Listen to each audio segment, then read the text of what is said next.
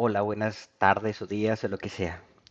Voy a hacer tres videos para los estudiantes de álgebra multilineal. Es para que podamos tener como claro el proceso para calcular las formas canónicas. Eh, el primer video va a ser sobre la teoría general de la descomposición, los tres teoremas de descomposición, primero, segundo y descomposición minimal, un poquito de repaso y más teórico. Creo que será un poco más largo y después voy a hacer dos vídeos cortos sobre cómo calcular la forma racional de Frobenius y la forma canónica de Jordan. Entonces os quiero recordar un poquito la teoría, os digo, esto va a ser un poco repaso, os podéis apoyar de las notas, pero recuerdan el problema en el que estábamos, que es clasificar endomorfismos de un espacio vectorial. Tenemos siempre un espacio vectorial de dimensión finita sobre un cuerpo K y una transformación lineal, que es, a ver si sale el cursor, y lo pongo por aquí. Ah, sí, sí, sí. Muy bien, entonces tengo un espacio vectorial y una transformación lineal o un endomorfismo. Os recuerdo, si mi espacio vectorial es simplemente la potencia cartesiana del cuerpo, pues la transformación lineal es una matriz n por n. La primera observación importante es que si tenemos un polinomio con coeficientes en mi cuerpo, entonces yo puedo evaluar el polinomio en el endomorfismo. ¿Sí?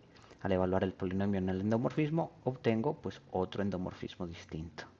¿Mm?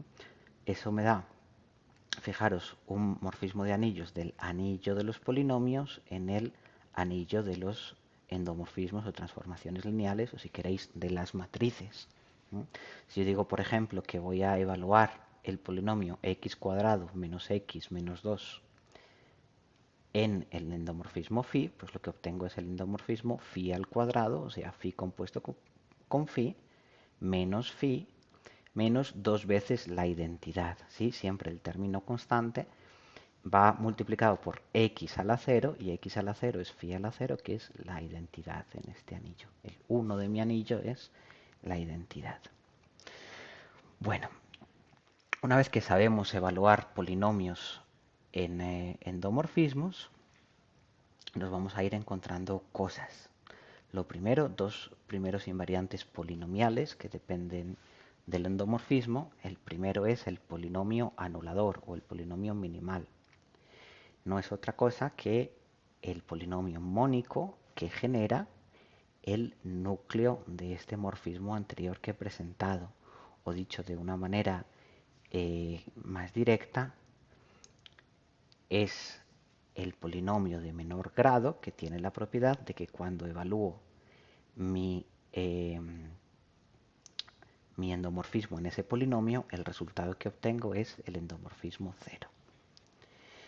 Y el otro viejo conocido es el polinomio característico, ¿de acuerdo? Que sabemos que no depende de la base y que es el determinante de x por la matriz identidad menos la matriz del endomorfismo en cualquier base. Una primera pregunta es, pues yo tengo una receta para calcular el polinomio característico. Si sabéis hacerlo, eso es fácil, pero entonces, ¿cómo se calcula el polinomio anulador? Bueno, uno se tiene que apoyar en el teorema de Cayley-Hamilton. El teorema de Cayley-Hamilton te da dos propiedades muy importantes del polinomio anulador. La primera propiedad es que el polinomio anulador divide al polinomio característico. Y la segunda es que todos los factores primos del polinomio característico aparecen también en el polinomio anulador. Esto se puede decir, para los que os gusta más el álgebra, también diciendo pues que el radical del ideal generado por el anulador y el radical del ideal generado por el polinomio característico son iguales. Para los geómetras algebraicos es como que hay los dos polinomios señalan los mismos puntos. Bien, ejemplo, pues vengámonos aquí en Sage, por ejemplo, vamos a mirar. Aquí os tengo puesta una matriz, esta matriz de aquí. Claro, vosotros le podéis calcular el polinomio característico, para eso pues es un determinante, es un algoritmo y lo podemos factorizar. Aquí lo estoy factorizando sobre el cuerpo Q, ¿de acuerdo? Tengo los factores primos sobre el cuerpo Q. Sí, estoy trabajando sobre el cuerpo Q. Entonces, ¿qué me dice el teorema de Cayley-Hamilton? Me dice que el polinomio anulador debe ser un divisor de este polinomio característico y además todos los factores primos deben aparecer al menos una vez. O sea que x más 1 debe aparecer una vez, x menos 2 debe aparecer al menos una vez y x al cuadrado menos x más 1 debe aparecer al menos una vez.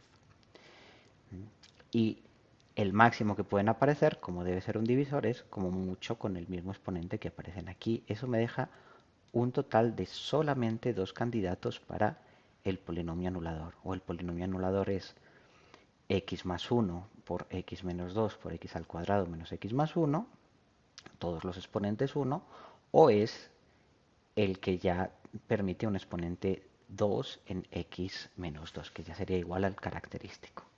Solamente tengo estos dos candidatos. Entonces, ¿qué voy a hacer? Pues voy a evaluar el polinomio. Digo, pues voy a calcular cuánto vale b más 1.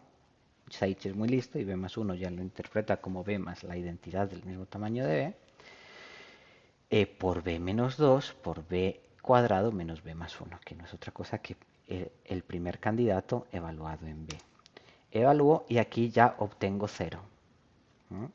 Perfecto. Fijaros que si aquí pusiera un cuadrado, pues también a fortiori obtendría 0, pero yo me tengo que quedar con el de grado más pequeño, con el que tenga los exponentes más bajitos y me dé 0.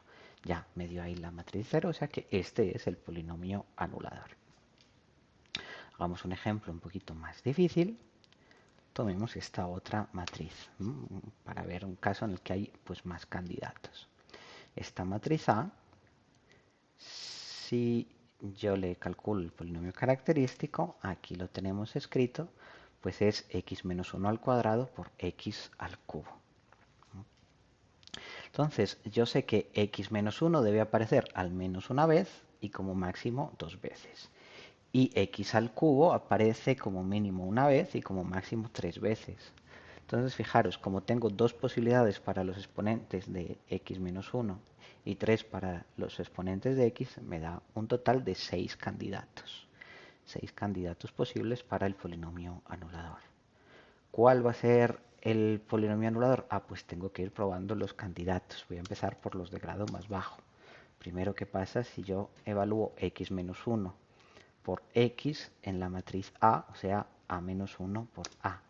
Obtengo algo que es distinto de 0. ¿De acuerdo? Entonces voy a subir el grado a alguno de ellos. Todavía obtuve algo que es distinto de 0.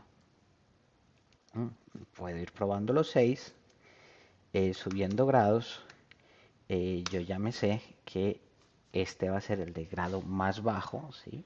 El de grado más bajo que me dé como resultado 0. Entonces, con eso ya pues puedo decir ese era el polinomio anulador. Muy bien, ahora que tenemos el polinomio anulador y el característico, pues lo que vamos a utilizarlos es porque lo que nosotros queremos es descomponer. Es decir, fijaros que si yo tengo dos endomorfismos, yo los puedo reunir para hacer un endomorfismo más grande en un espacio vectorial más grande, ¿no? Tengo un endomorfismo φ1 en el espacio vectorial E1 y el endomorfismo φ2 en el espacio vectorial E2, pues puedo construir un endomorfismo suma, una suma directa en el espacio que obtengo sumando los dos espacios. Simplemente para aplicar el endomorfismo suma a una suma de un vector en el primer espacio más un vector en el segundo espacio, pues aplico al primer vector el primer endomorfismo y al segundo vector el segundo endomorfismo. En el caso de las matrices, pues es simplemente para pasar de k a la n y k a la m a k a la n más m, pues lo que tengo es que si el primer endomorfismo era una matriz n por n y el segundo una m por m, lo que hago es que las monto las dos de forma diagonal por bloques, así. Eso es lo que tenemos en el caso de las matrices. Cuando uno suma dos matrices de esta forma directa, las está colocando así en diagonal. Entonces hay una propiedad fundamental del polinomio característico y del polinomio anulador, es que cuando yo sumo dos bloques, el polinomio característico de la suma de los dos bloques, como tengo una matriz diagonal por bloque, me va a dar al final el producto de los polinomios característicos de los dos bloques. Mientras que el polinomio anulador, eso es algo que está en las notas y que vimos en clase, me da el mínimo común múltiplo de los dos polinomios anuladores de los bloques. Fijaros que es un poquito distinto. El polinomio característico siempre va creciendo. Fijaros que siempre tiene el mismo grado que la dimensión. El anulador pues depende, porque si hay factores repetidos, entonces ya no se multiplica. Bueno, la idea fundamental de este tema es descomponer el endomorfismo phi como suma de endomorfismos lo más sencillos posibles cada uno. Para eso, pues, me tengo que apoyar en algunas definiciones. La primera es la de los espacios invariantes. Pues un espacio invariante va a ser un espacio cuya imagen por el endomorfismo está dentro de sí misma. Claro, eso significa que yo puedo restringir el endomorfismo al espacio invariante teniendo un endomorfismo que me puede servir como bloque. Entonces, si yo tengo, por ejemplo, dos espacios invariantes que suman entre sí todo el espacio en suma directa, pues al final tengo dos bloques distintos que los sumo, tengo dos endomorfismos, uno en el primer espacio y otro en el segundo, para construir el endomorfismo grande. Estoy descomponiendo. Y de los subespacios invariantes, la cosa más interesante es que el núcleo de cualquier polinomio evaluado en phi siempre es un subespacio invariante.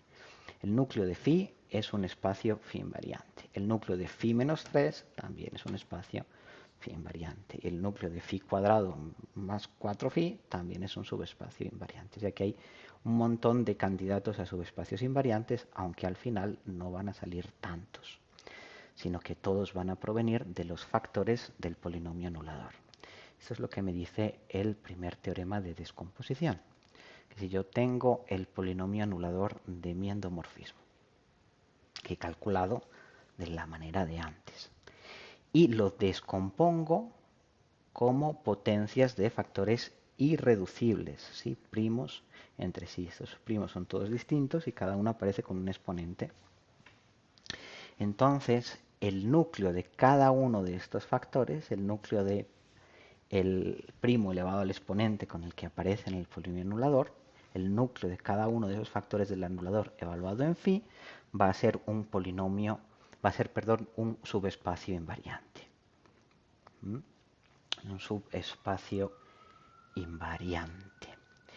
Y por supuesto, pues ahora puedo tomar un bloquecito que es el endomorfismo phi restringido a cada uno de estos subespacios invariantes y resulta que así consigo una descomposición en bloques. El espacio total es la suma de estos espacios invariantes que se llaman espacios propios generalizados.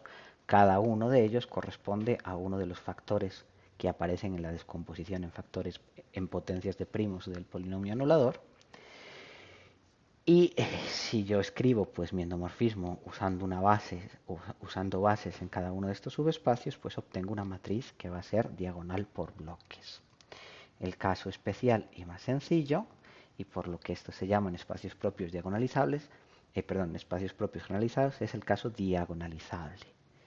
Cuando una matriz es diagonalizable o cuando un endomorfismo es diagonalizable, cuando su polinomio anulador descompone como producto de factores simples, ¿sí? Todos ellos distintos entre sí. Entonces, fijaros que este es el caso que se estudia en unos semestres antes, en el curso de álgebra lineal 1, en el cual tenemos los valores propios, todos los valores propios diferentes, y entonces el núcleo de phi menos lambda sub i por la identidad no es otra cosa que el espacio de los vectores propios de valor propio lambda sub i. Si uno toma una base, ¿sí?, donde va tomando va tomando bases de cada uno de estos espacios hasta completar una base de todo el espacio en general, pues lo que obtiene es una matriz diagonal donde cada valor propio aparece en la diagonal pues tantas veces como dimensión tenga el espacio propio que corresponde a ese valor propio. Entonces, este primer teorema de descomposición que tenemos aquí me generaliza un poquito la diagonalización. Solo que en este caso, cuando el polinomio anulador no descompone como producto de factores simples distintos, en vez de los espacios propios tengo estos otros espacios propios generalizados, donde aparecen los polinomios primos que pueden ser o no lineales, depende de cómo sea el cuerpo en cuestión, y elevados a algún exponente. Bien.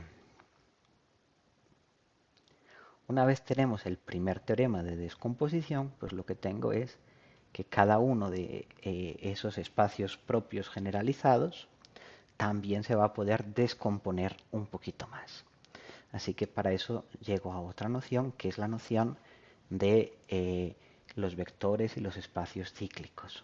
Yo voy a decir que el espacio es cíclico con respecto al endomorfismo si tengo una posibilidad de encontrar un vectorcito, un elemento, que cuando le voy iterando, cuando le voy aplicando el endomorfismo una y otra vez, el espacio que generan él y todos sus iterados es todo el subespacio que generan, porque en principio eso generaría un subespacio, pues que no sea un subespacio propio, sino que sea todo el espacio E. Sí, esto sería esta notación de acá a la izquierda, entre las llaves E y con phi abajo, es el espacio generado por E y los iterados, que es un subespacio invariante, es el subespacio invariante más pequeño que contiene al vector E. Si es todo el espacio, diré que ese vector es cíclico, genera todo. Claro, si el espacio tiene un vector cíclico, pues diré que el espacio es cíclico. Y un subespacio invariante, pues podré decir que ese subespacio invariante es cíclico cuando lo sea con respecto al bloquecito que le toca. Es decir, el subespacio invariante tiene un endomorfismo, que es la restricción del endomorfismo del espacio grande al espacio pequeño. Y ya cuando estudio el espacio pequeño, pues puedo decir a este espacio pequeño es cíclico o no es cíclico. Bueno, una cosa bien importante es que en los espacios cíclicos, el polinomio anulador contiene toda la información para expresar la matriz de phi en una base.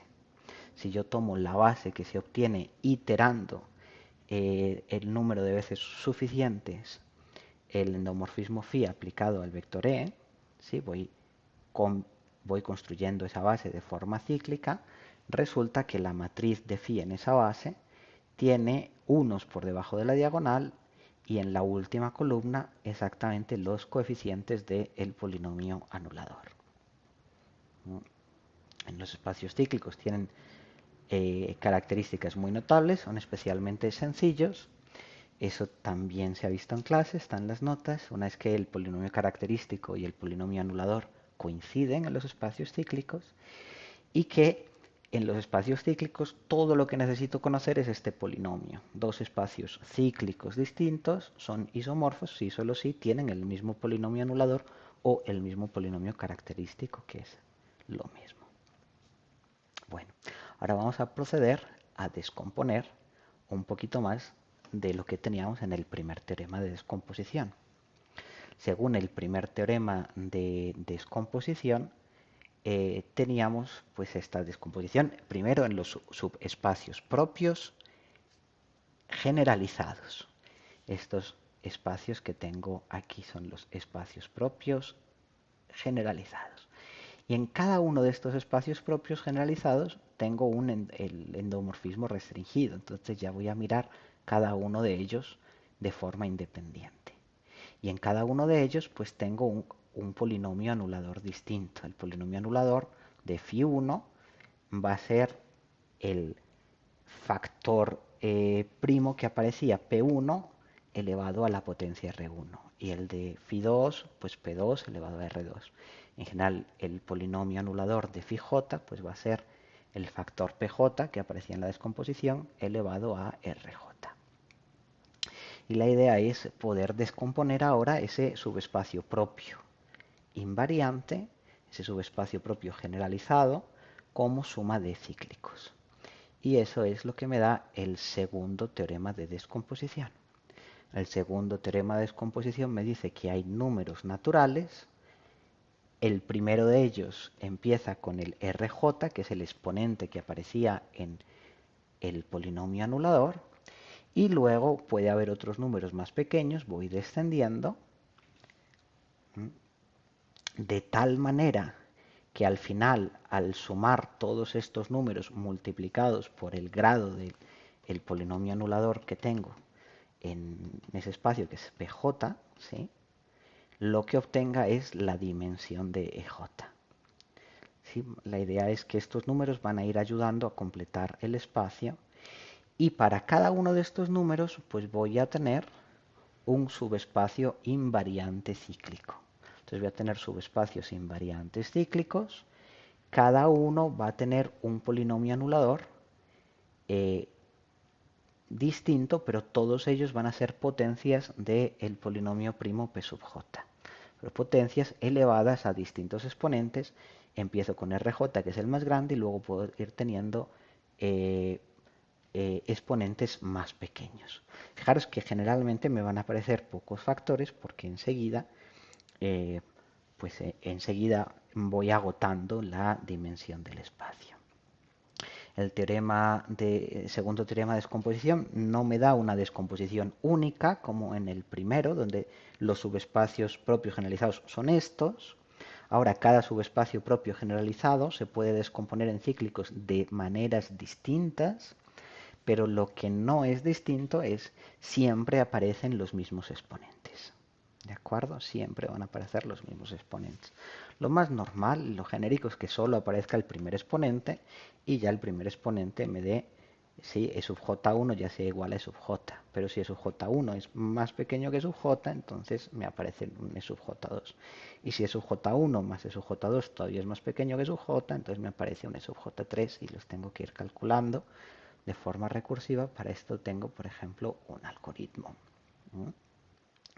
Entonces, os voy a explicar pues, los pasos para ir encontrando los exponentes.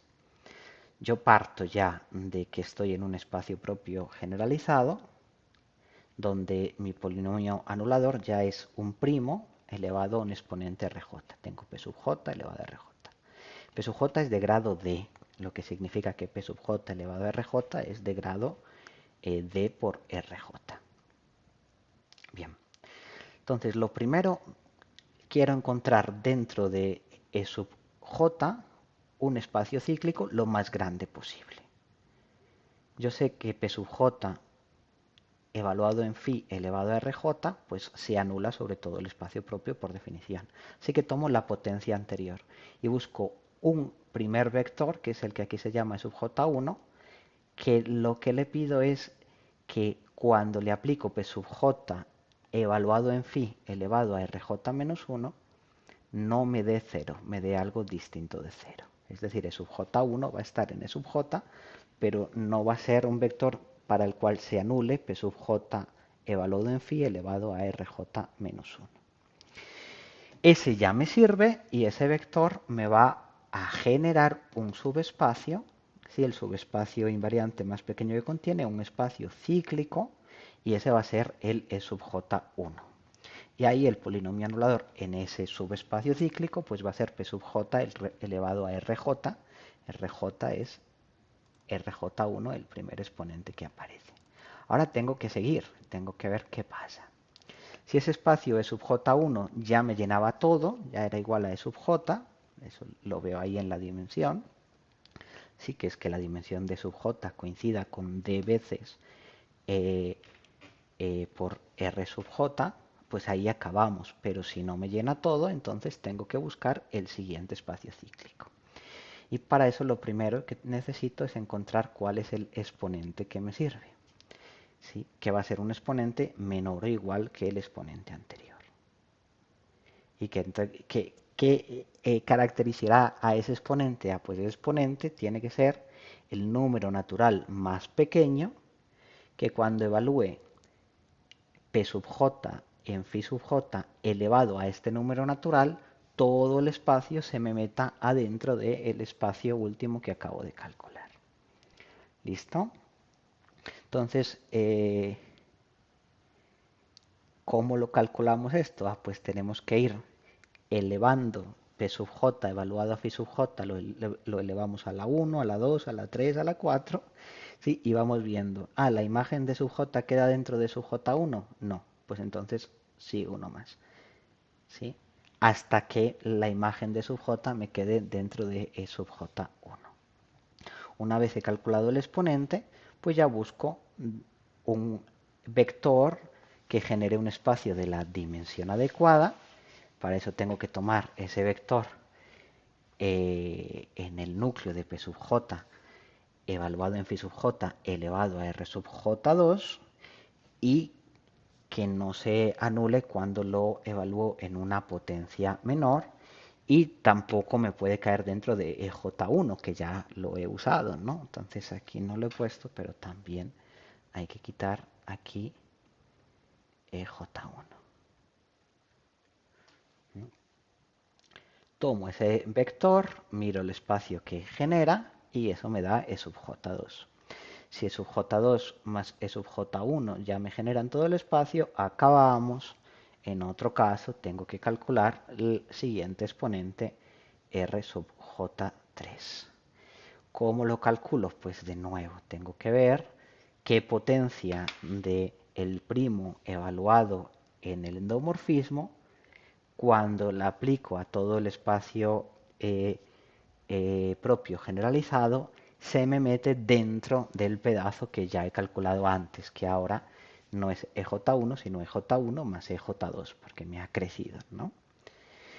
Una vez lo calculo, pues procedo al paso anterior y busco un vector que esté fuera de EJ1 más EJ2 y que me genere un espacio cíclico de la dimensión que yo quiera, es decir, que esté dentro del núcleo de P sub j en phi sub j elevado a RJ3. Esto es lioso, ¿verdad? El caso general es muy lioso, pero en el caso particular generalmente hay muy pocas iteraciones. Una vez ya tengo eso, pues ya tengo E sub j1 más E sub j2 más E sub j3. Si eso me agota todo, terminé. Si eso no me agota todo, no es suficientemente grande, tengo que sacar algún otro bloquecito repitiendo este proceso. Vamos con un ejemplo. Yo creo que el ejemplo A es, bueno, está hecho para que sea muy sencillo. Os recordamos aquí en la matriz A que hemos calculado hace un poquitito. Teníamos el polinomio anulador, que es x menos 1 al cuadrado por x menos 2, ¿sí? Mientras que el característico es x menos 1 al cuadrado por x... no, lo he puesto mal. Es x menos 1 al cuadrado por x al cuadrado, perdonad. Vale. Ahí está bien. Mientras que el característico es x menos 1 al cuadrado por x al cubo. Bueno.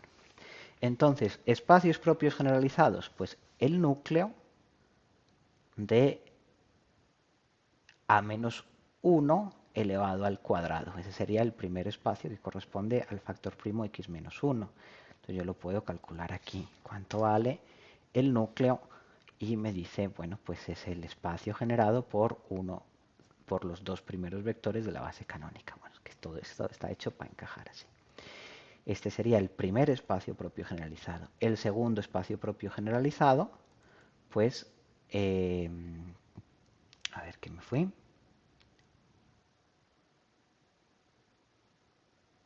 El segundo espacio propio generalizado, ya llego, es el núcleo de a al cuadrado. ¿Sí? El siguiente factor potencia de un primo sería x al cuadrado, pues ahora el núcleo de x al cuadrado evaluado en a, el núcleo de a al cuadrado. Bueno, el núcleo de a al cuadrado, pues aquí lo tenemos calculado, pues tenemos que está generado por los tres últimos vectores de la base canónica, ¿no? Porque, bueno, todo está hecho aquí muy sencillo. Muy bien, ahora voy a descomponer, ¿de acuerdo? Entonces, ahora quiero descomponer con esto ya tengo los dos factores del primer teorema de descomposición y quiero descomponer esos factores en cachos más grandes. Entonces, ¿qué necesito? Pues bueno, necesito un vectorcito para descomponer E sub 1 y encontrar E sub 1, 1, un vector que le ocurra que a menos i al cuadrado evaluado en ese vector de 0, eso le pasa a todos los de E1, y a menos i elevado a la 1 evaluado en ese vector no de 0. Bueno, pues aquí enseguida compruebo que a menos i evaluado al primer vector de la base canónica me da algo distinto de 0, así que este vector me sirve. Veo cuál es el espacio que genera este vector. Este vector genera pues un espacio que está generado por los dos primeros vectores de la base canónica, tiene dimensión 2, E sub 1, 1 tiene dimensión 2, igual que E sub 1, así que son iguales y ya no tengo que buscar E sub 1, 2 porque ya no hay sitio, ya no cabe E sub 1, 2. Listo. Entonces E sub 1, 1 es el primer factor cíclico. Ahora voy a por E sub 2. ¿De acuerdo? Y aquí tengo a cuadrado. A cuadrado se anula sobre todo E sub 2. ¿Listo? Ahora necesito algún vector de E sub 2 al cual le pueda aplicar a y no obtenga 0. ¿Por qué a? Pues porque a es la potencia que hay justo antes de a al cuadrado. Bueno, pues por ejemplo, si le aplico a al 0, 0, 1, 0, lo que obtengo es algo distinto de 0. O básicamente tengo que coger cualquier cosa que esté en el núcleo de a cuadrado y no esté en el núcleo de a. Por ejemplo, este vector. Ah, pues este ya es bueno. Voy a ver qué espacio cíclico genera. Pues le aplico a y obtengo el último vector. A ese le aplico a y obtengo 0. Entonces al final el espacio que genera este vector pues tiene dimensión 2. Este va a ser E2,1, el que está generado por los dos últimos vectores de la base canónica. E2,1 tiene dimensión 2, está dentro de E2 que me salía de dimensión 3, o sea que son distintos. E2,1 no es todo E2, así que tiene que haber otro sumando por ahí, hay que buscar E2. Bueno, entonces lo primero que hay que mirar es cuál es el exponente que le corresponde a E22, el exponente. El exponente, ¿cómo lo calculamos? Bueno, pues hay que evaluar el polinomio primo elevado a distintas potencias, en este caso es a elevado, porque el polinomio era x, a elevado a qué potencias, a todas las potencias, a ver cuál es la primera que me cae dentro del espacio que calculé antes. Y yo ya tengo que a aplicado a todo el espacio E2 ya me cae dentro de E2,1. O sea que a elevado a la 1 ya me satisface esta condición. O sea que R22 es 1. Y ahora tengo simplemente que tomar algún vector que esté pues, en el núcleo de A y que no sea de los que he tomado antes.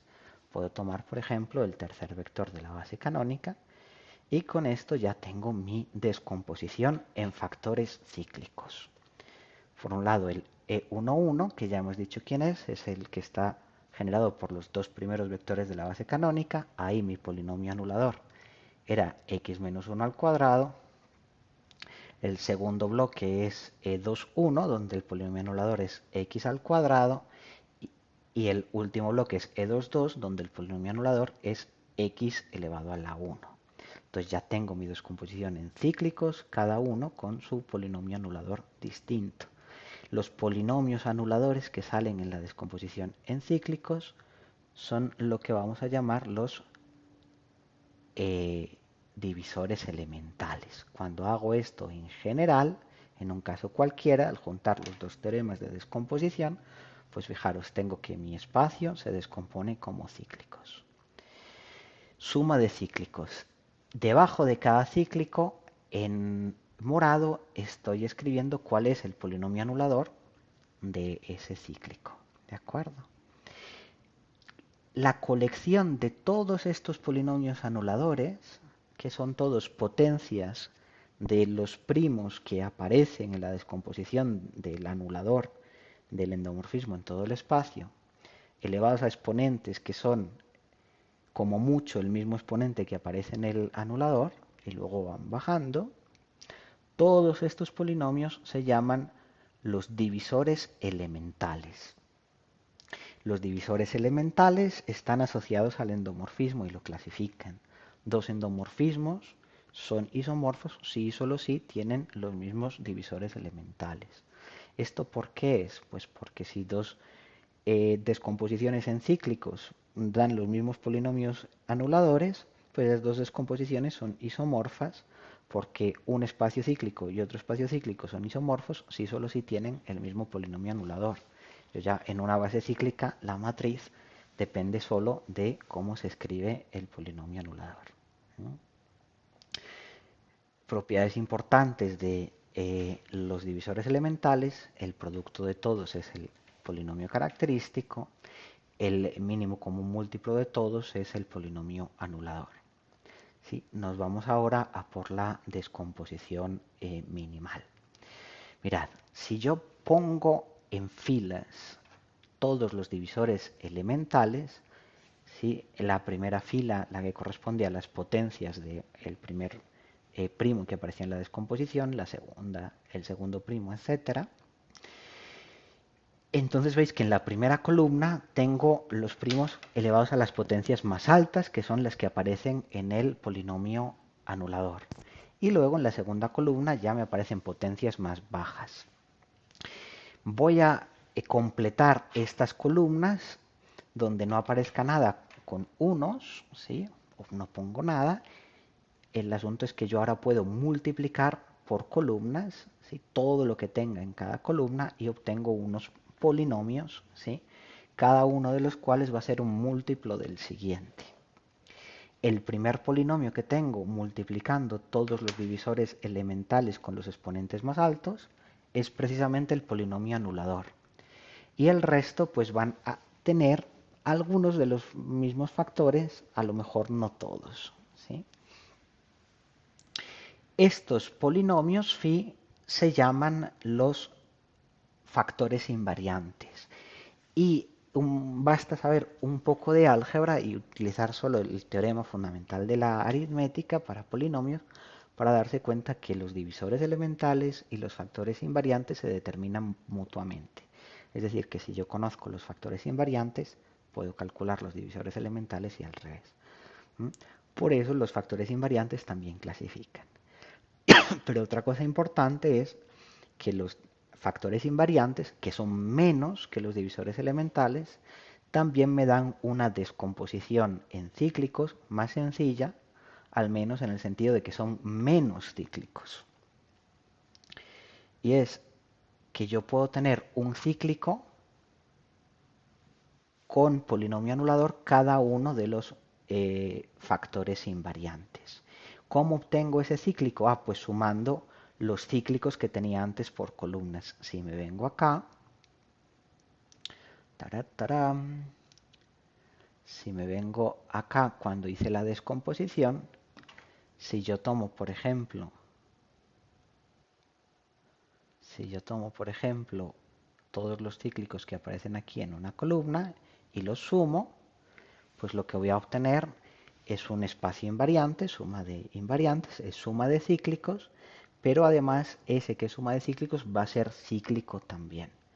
¿Por qué? Eso está en las notas, es a consecuencia del teorema chino de los restos. Cuando sumas dos espacios cíclicos que tienen polinomios anuladores primos entre sí, obtienes un espacio cíclico nuevo cuyo polinomio anulador es el producto de los polinomios anuladores de los dos.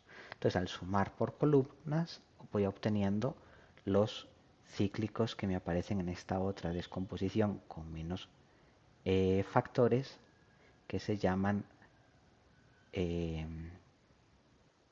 por favor, bueno, a ver, que se llaman los factores invariantes, los sumandos que aparecen en la descomposición minimal. De nuevo, no son únicos. Ahora, cosa interesante, lo normal, lo habitual es tener aquí solo uno. Entonces, si solo aparece uno, pues qué fácil.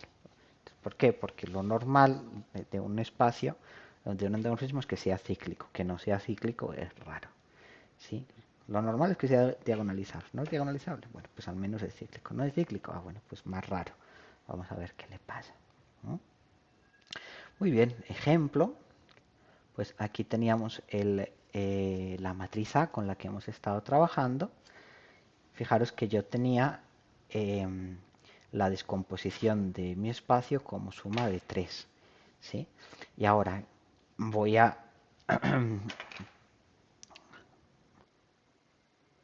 yo tenía acá, en este caso, mi R5,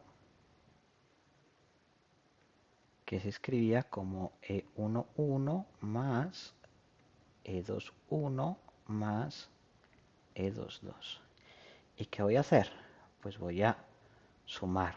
Esta columna me va a ir dando el J1 y esta el J2. Entonces J1, E11 más E21. Factor invariante a el producto de los anuladores de esos dos. J2, E22, factor invariante, pues el anulador que había y solo hay uno solito.